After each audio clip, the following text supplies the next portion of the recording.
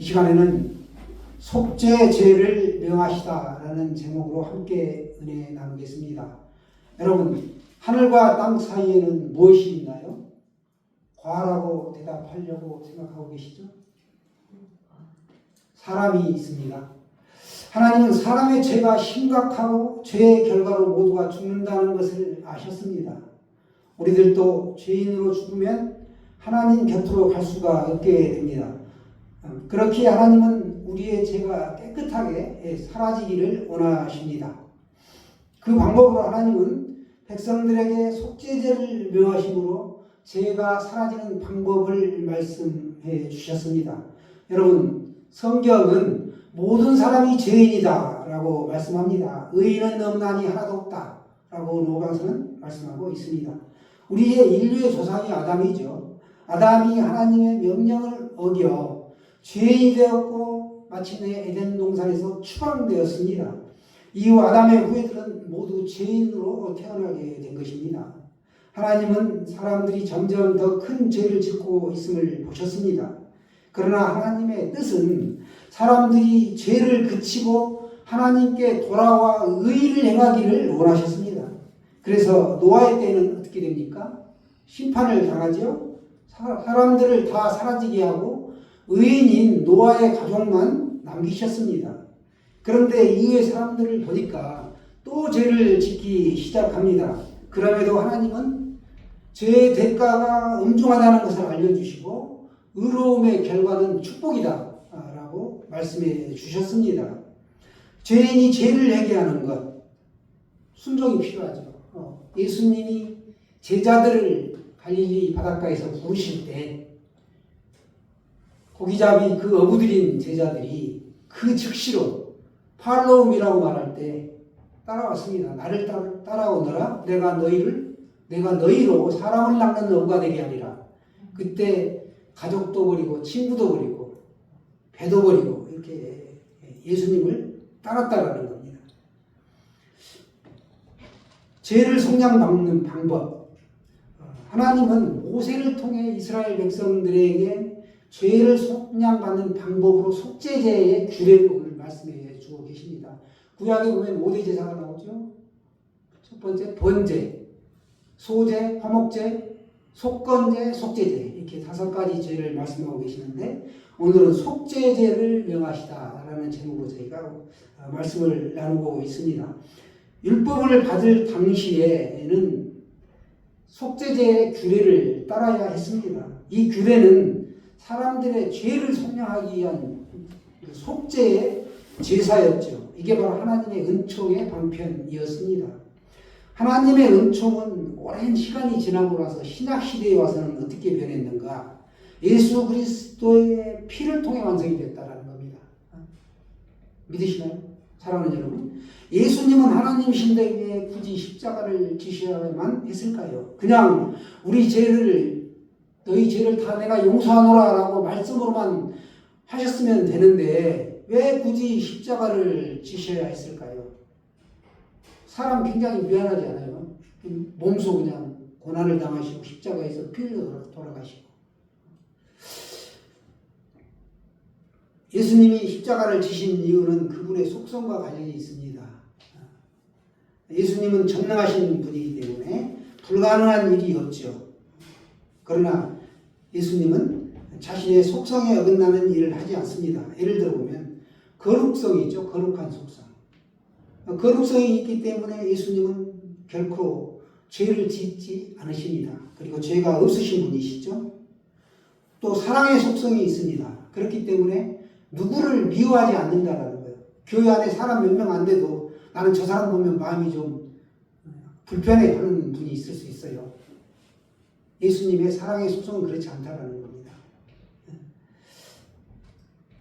또 예수님의 속성 가운데 공의의 속성이 있습니다. 죄를 지으면 반드시 그에 마땅한 벌을 받아야 되는 거죠. 그 형벌을 받아야 되는데 우리가 죄를 지었기 때문에 마땅히 죽어 마땅한데 예수님이 대신 형벌을 받으신 거죠. 너무 명백한 사실이죠. 그렇게 해서 대신 구약시대에는 이제 죄를 용서받기 위해 희생제물을 드려야 했다. 예수님이 오시기 전이었기 때문에 희생 제사를 드렸다라는 겁니다. 그리고 약속하신 때가 되었을 때 이 모든 인류의 죄를 용서하시기 위해 어린 양을 대신해 예수님께서 성육신하여 이 땅에 오신 것입니다. 그걸 기념하여 우리가 성탄절로 지키고 있습니다. 자신의 속성대로 우리의 죄를 용서해 주실 것을 스스로 약속하셨고 몸소 행하신 것입니다. 이처럼 우리의 인생도 그분의 속성대로 인도함을 받게 되는 것이죠. 거룩, 사랑, 공의의 속성대로 우리가 인도함 받고 계신 줄로 믿습니다. 오늘 본문에는 하나님이 모세를 통해 이스라엘 백성에게 속죄제의 규례를 알려주셨고 또 대제사장 아론을 지명하여 속죄제를 행하라 라고 진행하도록 말씀해 주고 계십니다. 보시면 속죄제의 제물로 염소를 드려야 했습니다. 아론이 제비를 뽑습니다. 염소 한 마리는 속죄 제물로 드려지고 또 한 마리는 이제 아사셀 염소로 드려지게 되죠. 여러분 염소 보면 대륙 고산지대 지방에서 이게 원래 살아가는 동물입니다. 식용해도 좋은 정결한 동물로 인식이 되어 있는데요. 우리나라에도 보면 염소탕, 흑염소 진액 뭐 이렇게 해가지고 식용을 하고 있습니다. 내이기에 보면 염소는 양에 비하여 아주 영리한 동물이기 때문에 양떼를 인도하기에 그 양떼들 맨 앞에 선두에 세워졌다라고 말씀하고 있습니다. 때에 앞서가는 수염소라고 이렇게 기록이 되어 있습니다. 내이기 50장에 이렇게 기록이 되어 있는데 그러나 이스라엘 민족들은 염소를 그렇게 중요하게 여기지 않았다는 겁니다. 로마 시대 이후에는 전적으로 그것이 양으로 대치가 됩니다. 염소로 제물을 드리던 것을 양으로 교체가 되었다는 거죠. 두 마리 중에 한 마리는 속죄 제물로 또 한 마리는 아사셀 염소로 광야로 보내졌습니다. 아사셀, 내어놓음, 또 가버리게 놔둔 이런 뜻을 가지고 있습니다. 그러니까 아사셀 염소는 죄를 대신 짊어지고 광야로 쫓겨나는 걸 말합니다. 스스로 가는 게 아니에요. 그래서 아론은 아사셀로 지정된 아직 살아있는 그 염소에 보내기 전에 머리에 안수하고 안수할 때 이스라엘 백성들의 죄를 고백합니다. 그 안수는 그들의 죄를 염소에게 모두 전가시킨다라는 의미를 가지고 있죠.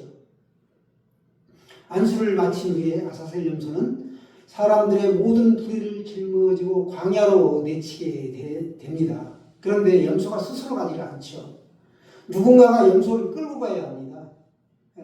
이때 대제사장 아론이 지정한 사람이 아사셀 염소를 광야로 끌고 가서 더 이상 되돌아올 수 없는 그런 험한 지역으로 끌고 가가지고 거기서 이제 뒤쫓아 보내버리는 거죠. 놓아버리면 그게 이제 거기서 광야에서 결국 죽게 되겠죠. 아사셀 구약 내기에 보면 16장에 오늘 3번 등장합니다. 8절, 10절, 26절. 성경 전체에서 아사셀이라는 말은 딱 3번 기록되어 있습니다. 속죄일에 의식에 쓰기에 취한 두 염소 중 제비를 뽑아 한 제비는 여호와를 위하고 한 제비는 아사셀을 위하여라고 성경 내기 16장 8절에 말씀하고 있습니다. 즉 아사셀은 이스라엘 전 국민의 죄를 지고서 그가 사는 광야로 보내진 한 마리의 염소를 말씀하고 있습니다. 유대인들은 이 규례를 행할 때 붉은 천을 한 조각을 염소에 뿌려다 맵니다. 보내기 전에. 그리고 또 다른 한 조각은 성전 문에 매기도 하고 염소를 놓아보낼 때 그 바위에 이렇게 나뭇가지를 또 꺾어서 거기에 메어두는 습성이 있었다는 거죠. 그리고 그 천이 휘어지면 우리의 죄가, 내 죄가, 주홍같이 붉은 내 죄가 흰눈같이 양털같이 희게 되리라는 그 성경 말씀을 붙잡았다는 거예요.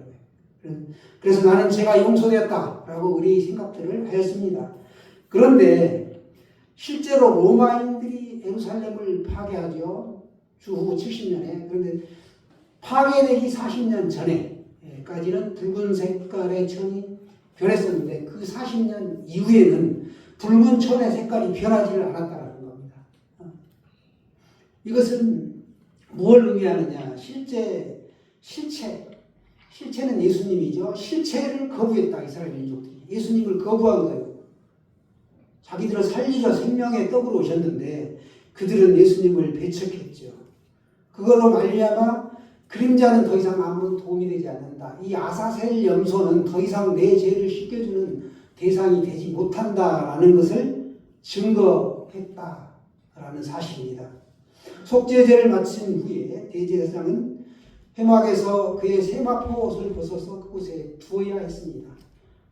부정했기 때문에 한 번 입고는 그것을 버리는 겁니다. 내년에는 다시 새로운 또 세마포 옷을 입게 되는 것이죠. 유대인들에 의하면 그 자신이나 다른 제사장들도 그것을 다시는 입지 않았다라고 말씀하고 있습니다. 왜냐하면 그들은 매년 속죄일에 새 옷을 입기 때문에 그 옷이 필요 없다는 거예요.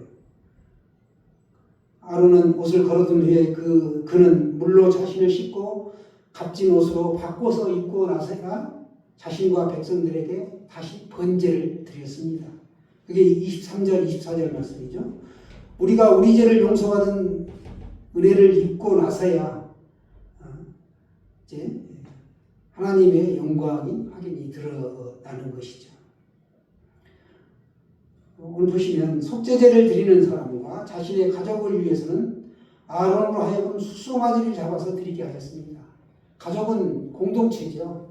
자기 때문에 온 가족이 더럽혀질 수 있고 가족 한 사람이 그 사람을 또 영향을 미쳐서 더럽게 할 수도 있다는 거예요. 그래서 공동체 전체를 위하여 뿌리를 두고 있기 때문에 나는 가족의 기반을 두고 있죠. 그래서 공동체 전체가 속죄양을 의식을 깨끗한 수송아지를 잡아서 드리는 의식을 거쳐야 한다라는 겁니다. 그걸 아론이 대행한 거죠. 그리고 이제 향로에 불을 피우는데 아론이 휘장 안에서 연기를 나게 합니다. 그래서 그 연기들이 쭉 한가운데서 속죄소가 있죠. 그 지성소 안에 속죄소 그 제단이 있는데 거기를 가리게 만들어요. 그건 뭘 상징하느냐? 죄를 가리운다라는 의미를 가지고 있습니다. 그래서 수송아지의 피를 오늘 보시면 성경에 속죄소 동쪽과 속죄소 앞에 7번 뿌리게 하였다라는 말씀이 나옵니다. 이것은 이스라엘 자손의 범죄와 지성소를 위해 속죄하고 부정한 회막을 위해서도 속죄했기 때문이다. 그 회막 전체, 증거막 전체를 위해서도 이제 속죄 규례를 거쳐야 한다라는 겁니다. 이것은 후에 어떻게 변하느냐? 예수님의 피로써 온 인류의 죄가 속죄되는 것을 예표하는 것이었습니다. 하나님은 속죄 제물을 처리하는 방법도 알려주십니다. 피로써 속죄하는 것은 어디까지나 속죄의 규례이고 하나님은 시작부터 끝까지 사람에게 필요한 모든 것들을 꼼꼼하게 알려주십니다. 아론은 세마포 옷을 입었다고 했죠. 몸을 씻고 다시 옷을 입습니다. 세마포가 어떤 거냐면 아마식물이거든요. 아마식물. 이 그 아마식물의 섬유로 짠 제품이 바로 이제 세마포라고 하는데 의복이나 휘장이나 시트 같은 것들을 주로 썼습니다. 거기에. 그래서 이게 어디 애굽에서부터 일찍 재배되었고 원산지가 인도다라고 이렇게 기록이 되어 있습니다. 세마포는 그러니까 성경에 뭐라고 기록이 되어 있냐면 배, 고운 배, 가는 배 이렇게 기록이 되어 있습니다. 대제사장 아론은 여기에 더하여 백성들을 위하여 번제를 드리는데 기름을 또 불사릅니다. 수송아지를 잡으면 기름이 나오겠죠. 그럼 기름을 불사르고 또 배설물이 나오죠. 내장 이런 것들 여러 가지 가죽 이런 것들을 다 불태우는 거예요. 근데 불을 태우는데 어디서 태우는가?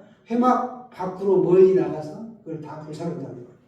불사르고 나면 옷이 다시 부정하게 되나요? 부정하지 않나요? 그 태우는 사람은 다시 목욕하고 그 옷을 빨고 다른 옷으로 갈아입고 오는 겁니다. 그 옷을 입으면 안 되는 거죠. 축축하게 젖은 옷을 입을 수 없으니까요. 우리가 우리 죄를 용서받은 은혜를 입게 된 경우 하나님께서 그것에 대한 영광을 받으시는 것은 당연한 일이다. 그래서 속죄제물이 된 수송아지와 염소의 가죽, 고기와 배설물 이런 것들을 다 씻고 이런 정결 예식을 거쳐서 온 것이 바로 이 속죄제의 규례였다라는 겁니다. 그리고 이제 집에 돌아가게 되는데 죄와 접촉했던 것들을 전가시키고 전념시킬 우려가 있었기 때문에 그와 같이 깨끗함을 입어야 된다라고 강조하고 있습니다. 죄라는 것은 속성이 누룩처럼 번져나가기가 쉽습니다. 사람의 지혜로는 죄의 확산을 막을 수가 없다. 맑은 그릇에다 물을 떠가지고 잉크 한 방울 탁 떨어뜨리면 확산이 금방 확 퍼지잖아요. 그것처럼 죄가 그렇다라는 거예요. 공동체에 한 사람이 죄를 지으면 그 죄의 속성이 그렇게 전체에 전염이 된다는 겁니다. 그런데 이거를 사람의 지혜로는 이 죄를 막을 수가 없다. 그래서 하나님은 하나님의 말씀을 주셨고 그 명령을 따라야 한다라고 속죄제의 규례를 말씀하고 있습니다. 그런데 속죄제의 규례를 지키는데 너희가 영원토록 지켜라 라고 오늘 명령하셨습니다. 매년 유대력으로 7월 10일을 대속죄일이다라고 합니다. 1년에 한 번 드려지는 거죠. 하나님이 모세에게 명하신 대로 아론이 집례를 하였습니다. 이는 이스라엘이 영원토록 지킬 규례라는 겁니다. 하나님은 이 속죄의 규례를 아들이신 예수님에게 십자가에 달려 피 흘려 돌아가시게 하심으로 인류의 속죄의 규례를 완성하셨고 시험하셨습니다. 할렐루야. 은혜, 대속의 은혜입니다. 예수님이 십자가에 못 박혀 돌아가신 것 굉장히 귀한 은혜이고 그 돌아가신 곳이 어딘가는 해골이라는 뜻을 가진 골고다입니다. 히브리어로 골고다 그리고 라틴어로 갈보리라고 하는데요. 영어로는 칼보리죠. 칼보리. 라틴어로 갈보리라고 하였습니다. 그리고 우리 갈보리 십자가 150장, 51장 찬송 불렀죠. 그게 바위 모양을 해골 모양을 닮은 언덕입니다. 약간 언덕진. 그래서 예수님이 십자가를 지고 올라가 갈 때 힘들어서 쓰러졌을 때 구레네 시몬이 대신하죠. 사형수가 십자가를 지고 현장에 도착하면 옷을 벗기고 십자가 형틀에 두 손과 두 발을 고정시킵니다. 그러면 손과 발이 찢어지면서 이 몸속에 피가 흘러나와 결국 죽게 됩니다. 어떤 죄수는 3일 동안 고통당하다가 죽습니다. 예수님은 오전 9시에 십자가 형틀에 달리셔서 오후 3시에 또 운명하시죠. 6시간 십자가에 달려 계셨습니다. 채찍에 너무 많이 맞아 이것이 이 몸이 기진한 상태였기 때문에 그분은 6시간 만에 바로 운명하신 것이죠. 이것이 바로 우리 대속의 은혜입니다. 미국에서 물건을 사면 아주 몇십 달러짜리 작은 물건을 사도 그 물건 안에 보증서가 들어있습니다.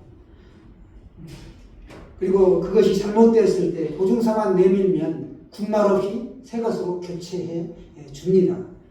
또 그것처럼 그리스도의 십자가, 예수 그리스도의 그 십자가 사건은 우리에게 구원의 최대의 보증서다. 예수님이 십자가에 달려 돌아가시지 않았으면 우리는 구원받지 못했다라는 겁니다.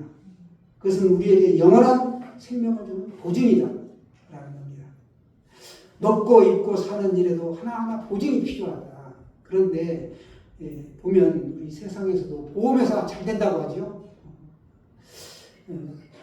퇴직하거나 은퇴, 또 생명보험, 질병, 암보험 뭐 이런 것들을 넣는 이유가 우리가 인생을 살면서 알 수 없는 병학도, 알 수 없는 여러 가지 질병에 노출되어 있다는 겁니다.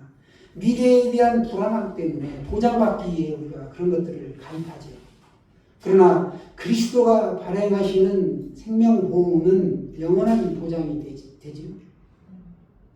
이런 보험은 기껏 해봐야 100년 남짓밖에 보장할 수 없다는 겁니다. 예수님의 보험은 영원하다. 그것도 영원한 생명 사후세계까지 책임지는 생명보험이라는 것을 기억하시길 바랍니다.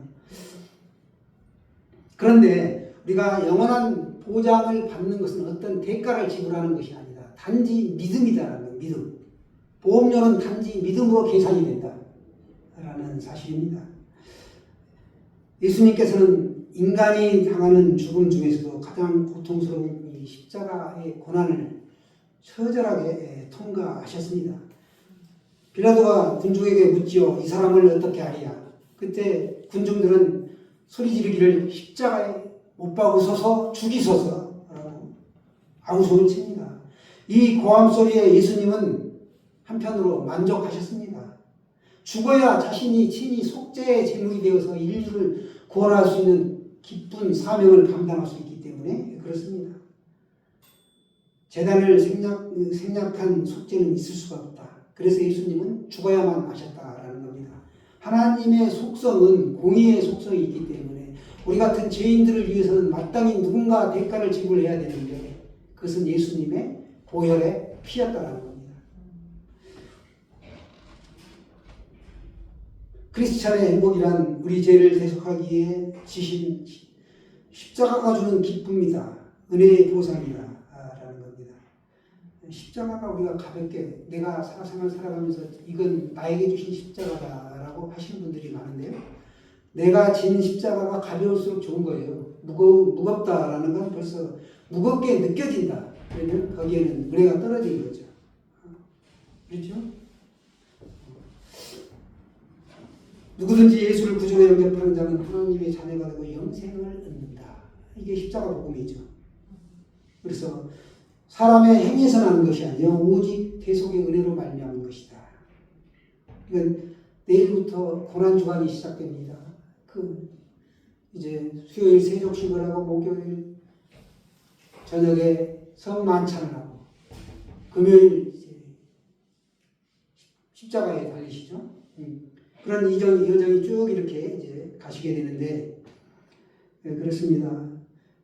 고난주간에 특별히 예수 그리스도의 그 처절한 고난을 우리가 성찰하고 깊이 묵상하면서 주님이 이제 부활하셨다라는 큰 기쁨이 있습니다. 우리도 주님의 때에 부활합니다. 예비하신 때에 부활하게 될 텐데 특별히 고난당하신 예수님을 바라보시며 획기적인 변화의 삶을 살기로 결단하는 한 주간 되시기를 축원합니다.